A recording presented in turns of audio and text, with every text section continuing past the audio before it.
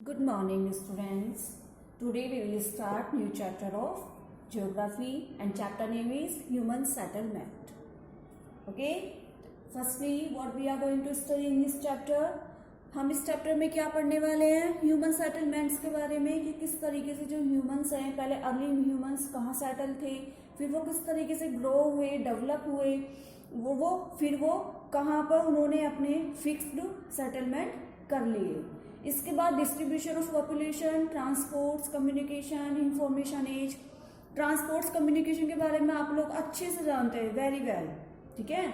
इसके बाद हम बात करते हैं human settlements, transport and communication. ठीक है, ये हमारा चैप्टर नेम है. तो इसमें जो ह्यूमन सेटलमेंट है, भाई what is human settlement? Human settlement में अब आप पहले भी पढ़ चुके हैं कि किस तरीके से जो हमारे प्रिमिटिव मैन है, जो अर्ली मैन था, वो पहले कहाँ रहते थे? फॉरेस्ट में. ठीक है, और डिपेंड होते थे, फॉरेस्ट में रहते थे, केव्स में, ट्रीज में, पेड़ों पर रहते हैं. ठीक है, केव्स में, गुफाओं में जा जाकर रहते थे. और कहाँ? फॉरेस्ट में, जंगलों में. क्योंकि उस समय उनको इतना कोई वर्क नहीं था, बस उनका ये था कि हम अपना पेट किस तरीके से भरें. ठीक है, तो वो जगह जगह जंगलों में जा रहे हैं, पेड़ों पे रह रहे हैं, गुफाओं में रह रहे हैं. तो पहले अर्ली मैन इस तरीके से रहते थे और डिपेंड होते थे हंटिंग पर. ठीक है, हंटिंग करते थे, वो शिकार करते थे, गैदरिंग करते थे. ठीक है, और फिर वो फूड की सर्चिंग में जाते थे जगह जगह. ठीक है, प्लेस टू प्लेस वंडर करते थे वो, सर्च ऑफ फूड. समझ में आया?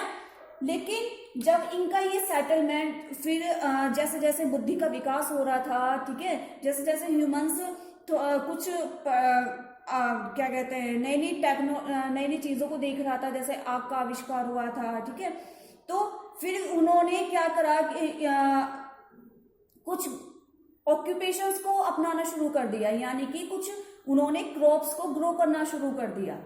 ठीक है, लेकिन जहां पर इन्होंने बीज बोए, जहां पर इन्होंने सीड्स को ग्रो करना शुरू किया, तो ये अर्ली मैन फिर वहां पर जब फिर ये मैन क्या करने लगे, जहां पर इनकी खेती होने लगी, हार्वेस्टिंग करने लगे, जहां पर ये, वहीं पर इन्होंने अपने होम बना लिए.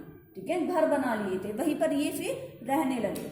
और फिर जब ये सेटलमेंट्स बहुत ज्यादा ग्रो हो गया था, जब कुछ जो बहुत ज्यादा मैंस थे, ह्यूमंस थे उस समय के, जब उन्होंने बहुत ज्यादा फार्मिंग कर ली, ठीक है, तरह तरह के ऑक्यूपेशंस कर ली, ट्रेडिंग करी, क्राफ्टिंग, वेविंग का काम करा, डेयरी फार्म का काम करा. ठीक है, बहुत सारे जब ऑक्यूपेशंस वो करने लगे, ठीक है, तो वो सेटलमेंट जब बहुत ज्यादा ग्रो होने लगे, परमानेंट उन्होंने बना लिए थे घर अपने, तो वो ये जो सेटलमेंट्स था, ये रिवर वैली के पास सबसे ज्यादा ग्रो हुआ, क्योंकि रिवर वैली जो थी वो बहुत ज्यादा फर्टाइल थी.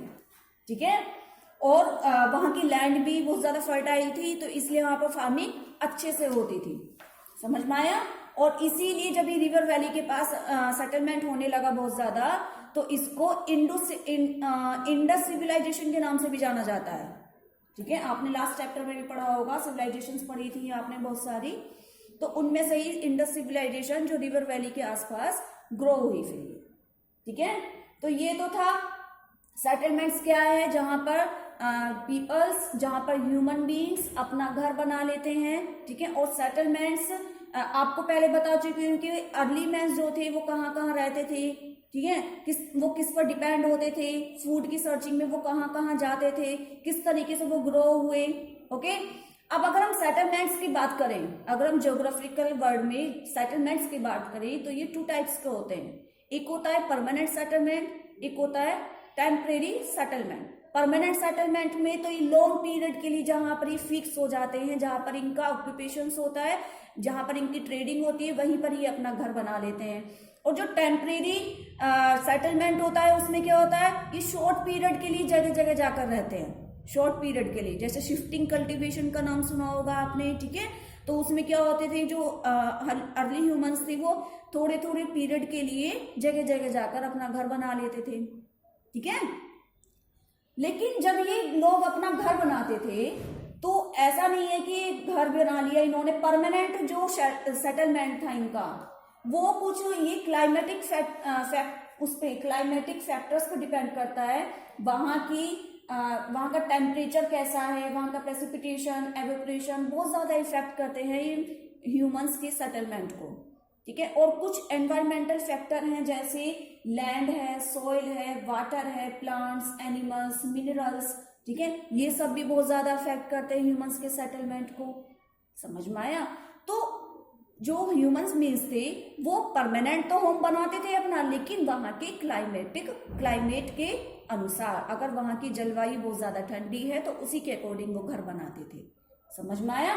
जैसे जो हॉट डेजर्ट है, एक एग्जांपल है हॉट डेजर्ट, वहां पे बहुत ज्यादा हॉट होता है, पूरा डे पूरे दिन वहां पे बहुत ज्यादा गर्मी रहती है, तो वहां के पीपल्स मड के होम बनाते थे, कीचड़ के, क्योंकि जो मड होती है वो कूलिंग देती है हम होम्स को, ठीक है। तो वहां के जो ह्यूमंस थे वो मड के घर बनाते थे, जिससे जो सन हीट है वो उससे घर के रहने वाले लोगों को प्रोटेक्ट करे, ठीक है। और ऐसी जो अगर हम नॉर्दर्न यूरोप में देखें, नॉर्दर्न यूरोप में जो हाउसेस होते हैं उनका जो मेन क्या जो जिसे कह देते हैं मेन गेट या फिर इस तरीके से, तो उनका जो हाउस का फेस होता था वो साउथ की तरफ होता था, ठीक है, क्योंकि वहां पे क्या है, हॉट एरिया है, उधर की तरफ हॉट एरिया है। तो वहां के लोग क्या करते थे, ग्लास वाले घर बनाते थे, ग्लास विंडो के, क्योंकि इससे इनको सन हीट मिलती थी, ठीक है।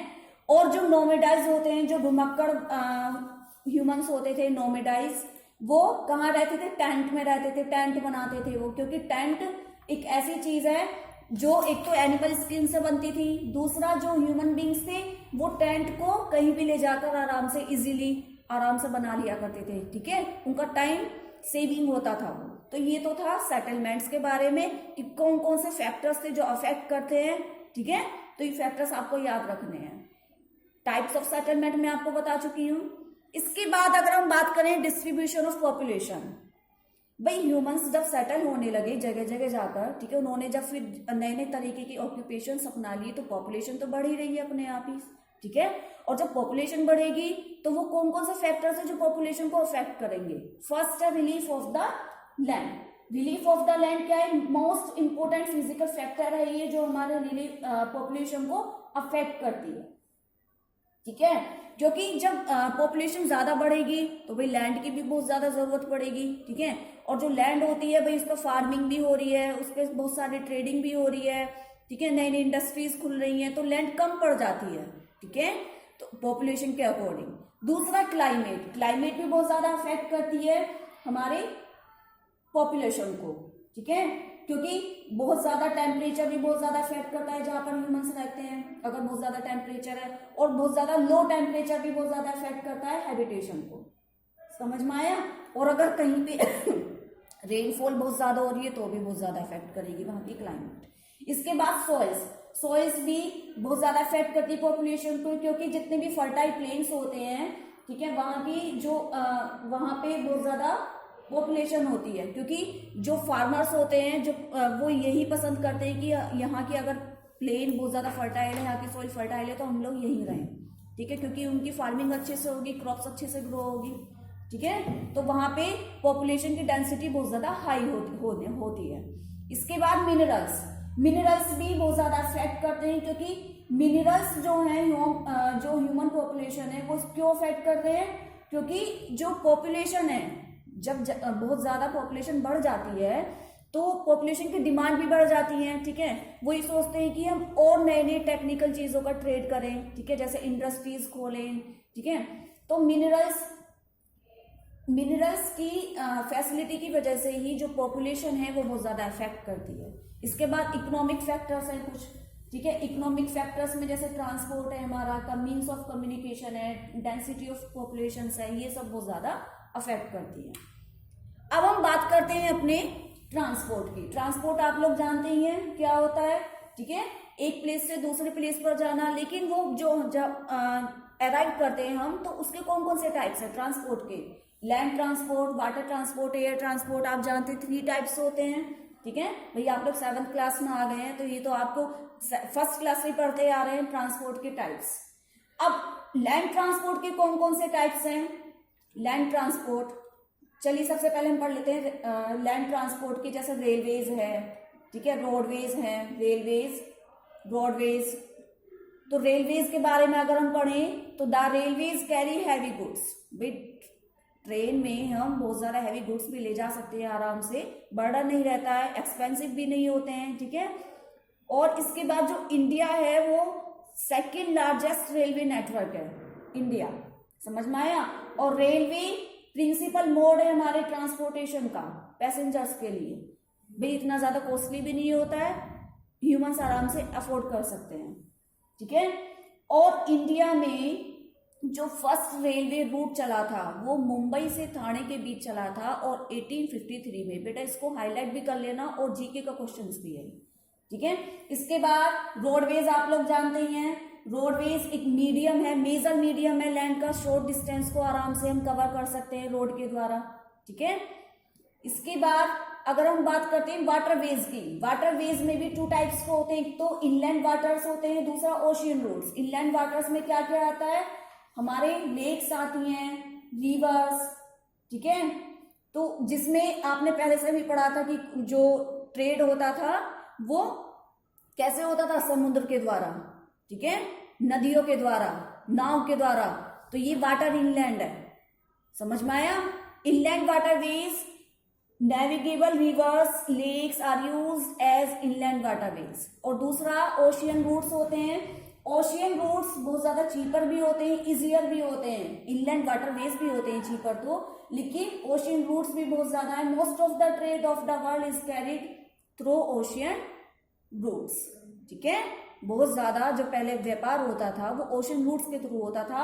और कुछ ओशियन रूट्स वर्ल्ड के कौन कौन से हैं आप लोग जानते हैं, जैसे North Atlantic route, Suez canal route, Pacific route, South Atlantic route, ठीक है, पनामा कैनल रूट। ये आप लोगों को याद रखने हैं, ये ओशियन रूट्स थे जिनके द्वारा ट्रेड होता था पहले, ठीक है, बहुत इजियर और चीपर होते हैं। अगर इसके बाद हम बात करें एयर ट्रांसपोर्ट की, air transport it is the most expensive means of transport as it need a lot of fuel as fuel is expensive, ठीक है।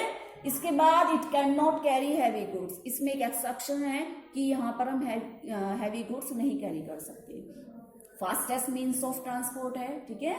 इसके बाद ये इसका जो एक एग्जाम्पल है वो है पाइपलाइंस। पाइपलाइंस क्या है, most recent modes of transport है ये फिलहाल का। Pipelines are mostly use for the transportation of minerals, oils, natural gas, water, ठीक है। और कौन कौन सी कंट्री में ले जाने के लिए, जैसे रशिया, ईरान, इराक, यूएसए, ठीक है। तो ये पाइपलाइंस है, एयर ट्रांसपोर्ट का मोड है, समझ में आया। अब हम बात करें कम्युनिकेशन की। कम्युनिकेशन क्या होता है, the process of conveying message होता है, एक दूसरे में बातचीत करना, अपने मैसेज को सामने वाले के पास पहुंचाना, ठीक है। Communication is the imparting and exchanges of information by speaking, writing, gestures, ठीक है, अपने इशारों के द्वारा, हाव के द्वारा, स्पीकिंग के द्वारा, राइटिंग के द्वारा अपने मैसेज को सामने वाले के पास पहुंचाना, ठीक है। तो टू टाइप्स के कम्युनिकेशन होते हैं, मास कम्युनिकेशन और पर्सनल कम्युनिकेशन। इनमें डिफरेंस समझ लीजिए। मास कम्युनिकेशन में होता है एक ही टाइम पर हम काफी सारे लोगों के साथ कांटेक्ट कर सकते हैं। मास कम्युनिकेशन में रेडियो आ गया आपका, टीवी आ गया, न्यूज़पेपर, ठीक है, क्योंकि न्यूज़पेपर पूरी कंट्री में आता है, टीवी पूरी कंट्री में चलेगा। भाई जो न्यूज आपके घर में आपके टीवी पर आएगी वो पूरे वर्ल्ड में आएगी, ठीक है। तो ये मास कम्युनिकेशन का एग्जाम्पल है। पर्सनल कम्युनिकेशन होता है सिर्फ एक ही पर्सन के साथ कॉन्टेक्ट करें, ठीक है, उसमें आपका मोबाइल आ गया, ठीक है, आप पोस्ट कार्ड लिखते हैं वो आ जाएगा। तो ये आपकी कुछ डिफरेंस है और ये बहुत सिंपल है, आप लोग जानते हैं पहले से। मास कम्युनिकेशन क्या होता है, कम्युनिकेशन का क्या मीनिंग है, पर्सनल कम्युनिकेशन क्या होता है, ठीक है। इसके बाद at the end of this chapter I will tell you about information age. Information age क्या है, कम्युनिकेशन का ये एक मॉडर्न पार्ट है जिसमें जो पीपल्स है वो कुछ डिवाइसेस का यूज करने लगे थे। नई नई टेक्निकल वहां पे डिवाइसेस डेवलप होने लगी, जैसे मॉडम। मॉडम में क्या होता है, हम एक ही इंफॉर्मेशन को बहुत सारे लोगों तक कन्वे कर सकते हैं। इसमें मॉडम को एक नेटवर्क का टाइप है जिसके द्वारा हम एक कंप्यूटर से दूसरे कंप्यूटर में इंफॉर्मेशन को सेंड भी कर सकते हैं और रिसीव भी कर सकते हैं। समझ में आया इंफॉर्मेशन एज का। ये इंफॉर्मेशन एज 12th सेंचुरीज में डेवलप हुई थी, ठीक है। इसमें बहुत सारी लार्ज ऑफ अमाउंट में हम अपनी इंफॉर्मेशन को गेट कर सकते हैं और सेंड भी कर सकते हैं। समझ में आया? तो ये था आपका इंफॉर्मेशन एज का। और कम्युनिकेशन आज के टाइम पे कितना ज्यादा डेवलप हो गया है, नई नई डिवाइसेस आ गई, नई नई टेक्निकल चीजें आ गई हैं। ओके, तो जैसे ही आपका फैक्सिमल मशीन है और फैक्स है, हैंड रिटन, टाइपिंग के द्वारा भी कर सकते हैं। जैसे जो उस समय पर्सन को जो भी सुटेबल लगता था वो कम्युनिकेशन का मोड यूज करते थे। तो अब आपका ये चैप्टर अब फिनिश होता है। इस चैप्टर को आप लोग डीपली अच्छे से अपने सोशल साइंस बुक के थ्रू पढ़ेंगे, समझेंगे और वीडियो को केयरफुली समझेंगे। Okay, so be safe, be healthy, thank you.